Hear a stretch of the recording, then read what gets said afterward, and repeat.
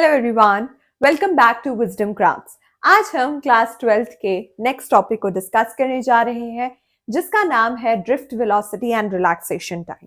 ये काफी important chapter है, या आप कह सकते हो काफी इंपॉर्टेंट चैप्टर के कुछ इंपॉर्टेंट टॉपिक्स हैं जिनके बारे में हमें मस्ट पता होना चाहिए। ठीक है, अब हम बात करते हैं ड्रिफ्ट वेलोसिटी और कह सकते हैं रिलैक्सेशन टाइम का। पर अब ये ड्रिफ्ट वेलोसिटी और रिलैक्सेशन टाइम ये कहाँ कौन से कॉन्सेप्ट में आ रहा है? अगर हम कंडक्टर्स की बात करते हैं, अब हमें पता है कि कंडक्टर्स क्या होते हैं। कंडक्टर्स वो मटेरियल्स होते हैं जहां पर जो चार्जेस हैं वो इजीली फ्लो कर पाते हैं, जहां पर कोई रेजिस्टेंस नहीं होती है, या होती भी है तो बहुत कम रेजिस्टेंस होती है। ठीक है, अगर हम उन्हीं कंडक्टर्स, हम बेस्ट एग्जांपल कंडक्टर्स की हम मेटल्स दे देते हैं, राइट, कि मेटल्स हमारे कंडक्टर्स हैं और उसमें जो है वो इलेक्ट्रॉन्स या कह सकते हो जो पार्टिकल्स मूव कर रहे हैं। ठीक है, अब देखो, अब जब हम पार्टिकल्स के बारे में बता रहे हैं कि हम ये जो हम ड्रिफ्ट वेलोसिटी और रिलैक्सेशन टाइम ले रहे हैं, ये दोनों के जो हमारे पास वो है, मतलब कि ये जो कॉन्सेप्ट है ये कंडक्टर्स में आ रहा है। अब जब हमारे पास कंडक्टर्स में पार्टिकल्स मूव कर रहे हैं, वो किस वेलोसिटी से मूव कर रहे हैं या वो कैसी वेलोसिटीज होती हैं, अगर आपको मैं कैलकुलेट करने के लिए बोल ही दूं कि आप उन वेलोसिटीज को कैलकुलेट कर लीजिए और रिलैक्स टाइम को कैलकुलेट कर लीजिए, तो आप कैसे कैलकुलेट करेंगे? देखिए, चलिए लिख भी लेते हैं थोड़ा सा। देखो, अब हम बात करते हैं सबसे पहले मेटल्स की। अब मेटल्स के बारे में बात कर रहे हैं, तो मेटल्स जो होते हैं उनके पास बहुत लार्ज नंबर में जो फ्री इलेक्ट्रॉन्स होते हैं। फ्री इलेक्ट्रॉन्स का मतलब कि वो इलेक्ट्रॉन जो इजीली यहां से वहां मूव कर पाते हैं, राइट। तो हमारे पास जो मेटल्स हैं उनके पास बहुत लार्ज नंबर में इलेक्ट्रॉन्स जो होते हैं वो मूव करते हैं। ठीक है, कितने होते हैं? अब देखो, अगर मैं आपको बोलूं कि जो हमारे पास मेटल्स में जो इलेक्ट्रॉन्स होते हैं वो कह सकते हो कि 10⁻28 पर क्यूबिक मीटर होता है। ठीक है, इतने से एरिया में हमारे पास 10⁻, आप कह सकते हो कि 10⁻28 पर क्यूबिक मीटर जो इलेक्ट्रॉन्स है वो मूव करते हैं इतने से एरिया में। ओके, अब देखिए, अब इन अब अगर हमारे पास, मान लीजिए कि हमारे पास कोई फील्ड है, वहां पर इलेक्ट्रिक फील्ड जो है वो एब्सेंट है। ठीक है, जो ये इलेक्ट्रॉन्स होंगे वो, मतलब आप कह सकते हो कि कॉन्टिन्यूसली रैंडम मोशन में मूव करते जाएंगे। किसकी वजह से? Due to the thermal energy की वजह से। ठीक है, due to the thermal energy. अगर इस बोर्ड में मान लीजिए इलेक्ट्रिक फील्ड थी, अब इस बोर्ड में इलेक्ट्रिक फील्ड जो है वो एब्सेंट है, तो क्या होगा? वहां पर जो हमारे पास जो इलेक्ट्रॉन्स है वो कॉन्टिन्यूसली रैंडम मोशन करते जाएंगे। किसकी वजह से? थर्मल एनर्जी की वजह से। ठीक है, ये चीज आपको सबसे पहले याद रखनी है। उसके बाद कहते हैं कि देखो, अब देखो, ये जो रूम टेम्परेचर पे, आपको पता है ये हमारे पास एक रूम है, इस टेम्परेचर पे जो इलेक्ट्रॉन्स है वो किस वेलोसिटी से मूव करते हैं। अगर मैं आपको वेलोसिटी के बारे में भी बता दूं कि इस इलेक्ट्रॉन्स, मतलब ये था हमारे पास नंबर ऑफ इलेक्ट्रॉन्स, राइट। ठीक है, अगर मैं वेलोसिटी की बात कर दूं,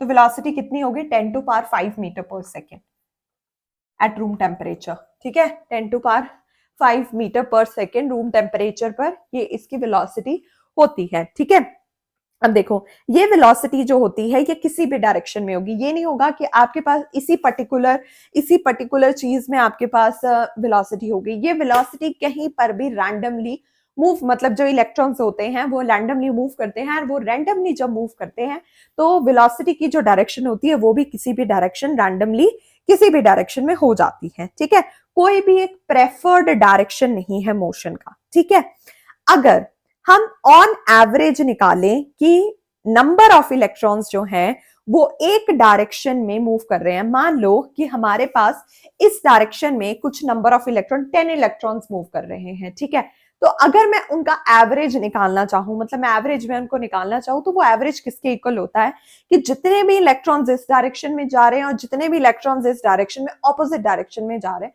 हम उनको इक्वेट कर पाते हैं। ठीक है, हम उनको क्या कर पाते हैं? हम उनको इक्वेट कर पाते हैं।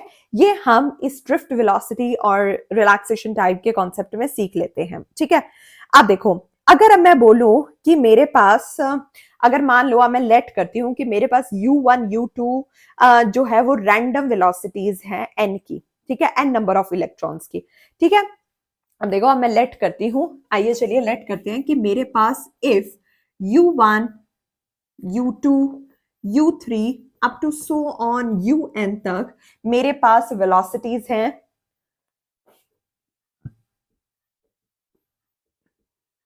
are the velocities of n number of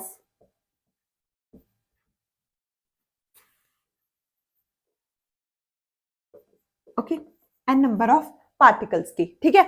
अगर मेरे पास u1 u2 up to so on un मेरे पास n नंबर ऑफ पार्टिकल्स की कह सकते हो कि वेलोसिटीज हैं, ठीक है। तो मैं क्या कहूंगी, जो मेरे पास एवरेज वेलोसिटी होगी, ये मेरे पास क्या n number of particles velocities, तो मेरे पास एवरेज वेलोसिटी क्या होगी, एवरेज वेलोसिटी वुड बी, तो क्या होगी वो, u is equals to u1 plus u2 plus u3 plus up to so on un divide by n which is equals to 0। Okay, ये आ जाती है मेरे पास यहाँ पर average velocities and number of particles की, ठीक है। अब मैं क्या बोलूंगी, अब आप बोलोगे कि आपने जीरो के इक्वेट क्यों कर दिया। मैंने जीरो में इक्वेट इसलिए किया है क्योंकि यहां पर कोई नेट फ्लो नहीं होगा। मतलब नेट फ्लो अगर आप मानना चाहो कि अच्छा इस डायरेक्शन में कितने पार्टिकल्स मूव करें या इसमें कितने मूव करें, इससे वो अप डाउन लेफ्ट राइट में कितने मूव कर रहे हैं, तो आप वो कैलकुलेट नहीं कर पाओगे, जिसकी वजह से हमारे पास जो नेट फ्लो होगा वो हमारे पास यहाँ पर 0 आ जाएगा, ठीक है। तो हमारे पास यहाँ पर नेट फ्लो कितना आ जाएगा, वो नेट फ्लो हमारे पास 0 आ जाता है। इसीलिए मैंने ये इसका जो वेलोसिटीज है वो 0 के इक्वल लिख दी हैं, ठीक है। अब देखो, अब मैं बात करूं कि अगर यहां पर तो था कि जब हमारे पास इलेक्ट्रिक फील्ड प्रेजेंट नहीं थी तब ये जो पार्टिकल्स हैं ये मूव कर रहे थे थर्मल एनर्जी की वजह से। अगर हम मान लो, अगर हम एक दूसरा कॉन्सेप्ट ले लेते हैं जिसमें हमारे पास प्रेजेंस है इलेक्ट्रिक फील्ड का, ठीक है, इलेक्ट्रिक फील्ड का प्रेजेंस है, तो जब ईच इलेक्ट्रॉन्स है, अब देखो जब हमारे सारे इलेक्ट्रॉन्स इलेक्ट्रिक फील्ड को एक्सपीरियंस करेंगे तो वहां पर क्या उनकी जो वैल्यू आएगी, मतलब वैल्यू ऑफ ई, अब यहाँ पे लिख देते हैं in the presence of electric field. ऊपर वाला जो केस था वहां पर हमारे पास इलेक्ट्रिक फील्ड प्रेजेंट नहीं थी, अब यहाँ पर हमारे पास इलेक्ट्रिक फील्ड प्रेजेंस है, प्रेजेंट है, ठीक है। तो वहां पर in the presence of electric field तो वैल्यू ऑफ ईच इलेक्ट्रॉन की क्या आ जाएगी, वैल्यू ऑफ ईच इलेक्ट्रॉन क्या आएगी, वो नेगेटिव ई कैपिटल ई, ठीक है। नेगेटिव ई किसकी वैल्यू आई, इलेक्ट्रॉन की, और कैपिटल ई किसकी वैल्यू आई, इलेक्ट्रिक फील्ड की, ठीक है। अब ये ई क्यों बता रहा है आपको, ऑपोजिट डायरेक्शन में, ठीक है। अब ये अंडरगो मतलब ये फेस कर रहे हैं एक्सेलरेशन। अब ठीक है, अब हमें पता है कि एक्सेलरेशन क्या होता है, एक्सेलरेशन होता है फोर्स पर यूनिट मास, ठीक है, फोर्स पर यूनिट मास हमारे पास यहां पर आ जाता है, ठीक है। तो अब देखो फोर्स तो हमारे पास ऑलरेडी वैल्यू, ये जो एक्सपीरियंस कर रही थी फोर्स की वैल्यू, और मान लीजिए ये हमारे पास है m, ठीक है, ये हमारे पास है m, ओके। तो ये फोर्स और ये मास की वैल्यू हमारे पास यहाँ पर आ गई, ठीक है, जहां पर हमारे पास m क्या है, m क्या है, हमारे पास इलेक्ट्रॉन का मास है, ठीक है।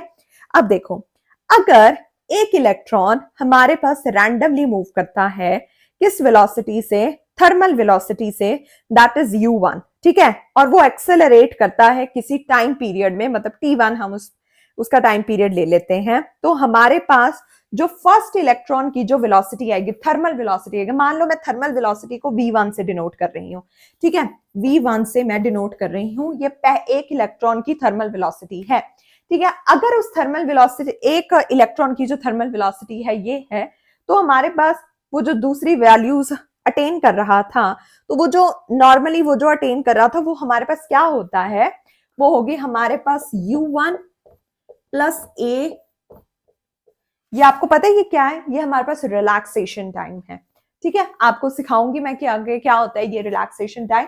तो ये हमारे पास होगा, ये होगा एक इलेक्ट्रॉन के लिए। अगर मुझे यही V2 के लिए लिखना है, V3 के लिए लिखना है, up to so on Vn के लिए लिखना है, तो मैं यहाँ से सेम लिख सकती हूँ। बस मुझे क्या चेंज करना है, यहाँ पर वैल्यूज को चेंज कर देना है। That is V2 is equals to U1 plus A2। ठीक है, ऐसे ही आप थर्ड के लिए, फोर्थ के लिए और n नंबर ऑफ पार्टिकल्स के लिए आप वेलोसिटी की वैल्यूज को लिख सकते हो। ठीक है, अब अगर मुझे एवरेज निकालना है तो एवरेज जब मैं निकालूंगी तब एवरेज निकालने पर मैं क्या कर दूंगी, थोड़ा सा इरेज कर लेती हूँ मैं। ओके, मान लीजिए मैं इसे इरेज कर देती हूँ आधे को। ठीक है, आई होप आप लोगों ने ये तो कर ही लिया होगा। ठीक है, तो जब मैं इसे एवरेज कर देती हूँ ऑन एवरेज, तो मेरे पास क्या आ जाएगा, ठीक है, वी एवरेज जब मैं निकाल रही हूँ V1 plus V2 up to so on Vn। Okay, तो V1 की वैल्यू क्या है मेरे पास, U1 plus A plus U2, हाँ, अप टू सो ऑन। ठीक है, divide by n number of particles. ठीक है, divide by n number of particles हैं। अगर अब मैं इन्हें समेशन की फॉर्म में लिख देती हूँ, ठीक है, अब ना पहले समेशन की फॉर्म में बाद में लिखते हैं। अगर मैं U1 U2 को एक साइड कर दूं और इन रिलैक्सेशन टाइम को एक साइड कर दूं और A को ऐसे एक साइड कर दूं, तो कैसे आएगा, U1 plus U2, okay, plus A divide by n plus T1 plus T2, okay, up to so on, divide by again n। ठीक है, यहां तक आपको समझ में आ गया। ओके, तो हमारे पास आगे क्या है, अगर मैं ये बात करती हूँ इन सब की, तो ये मेरे पास आ गया। अब देखो, अगर मेरे पास U1 U2, यहां से देखो, ये मेरे पास 0 था, ये मैंने 0 लिखा था, तो क्या मैं इसे 0 लिख सकती हूँ, प्लस एज इट इज, इनको एज इट इज ही रहने दो। ठीक है, ये मेरे पास एज इट इज ही रह गए, ये मेरे पास 0 यहां से आ गए। ठीक है, ये मैंने ऑलरेडी यहां से 0 रख रखा था, तो मैं ये उसे मैं पुट कर देती हूँ। तो मेरे पास क्या आ गया, जहां पर ये मेरे पास t क्या है, ये t है मेरे पास एवरेज टाइम। आपको पता है ये t क्या है मेरे पास, ये है मेरे पास average time between two successive collisions. जब पार्टिकल कोलाइड करते हैं तब उनके बीच में जो सक्सेसिव कोलिजन्स होती हैं और उनमें जो टाइम लगता है एवरेज टाइम, वो ये टाइम है। ओके, आई होप आपको यहां तक तो समझ में आ गया हो। नेक्स्ट मतलब फर्दर हम नेक्स्ट क्लास में डिस्कस करेंगे। Okay, by the time don't forget to hit the subscribe button and please share the channel with your friends. Okay, and if you have any doubt, you can comment below. I'll try to resolve your doubt. Thank you so much for your time. Stay tuned.